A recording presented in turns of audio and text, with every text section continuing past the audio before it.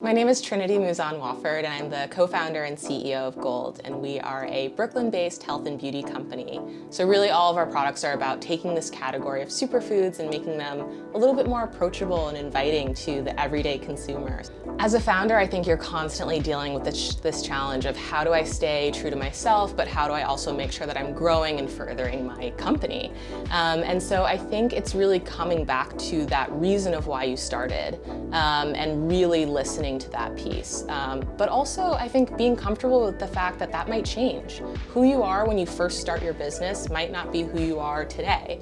And if you feel like your original goals have evolved, that's nothing to be ashamed of. I think it's really something to embrace. You as a person have so much nuance, and you're interested in this, but you also feel this way. But your brand needs to be a lot more streamlined and simple so that people can understand it.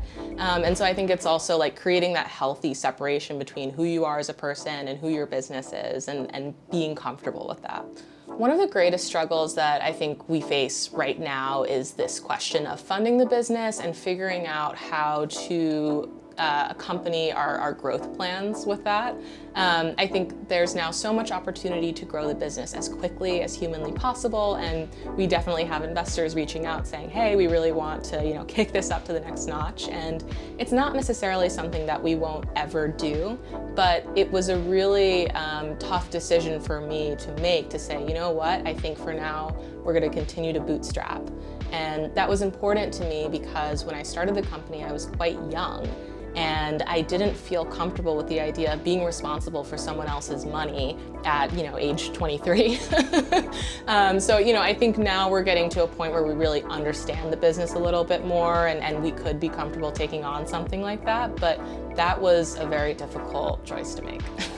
Grow your own way, to me, is really about this idea of figuring out what your path looks like and defining success for yourself. I think that we are now just completely obsessed with this idea of one way to define success. That it's hitting a certain financial milestone, or getting a certain number of customers, or being on the cover of some magazine, right? But I think it's really about figuring out what you're in it for.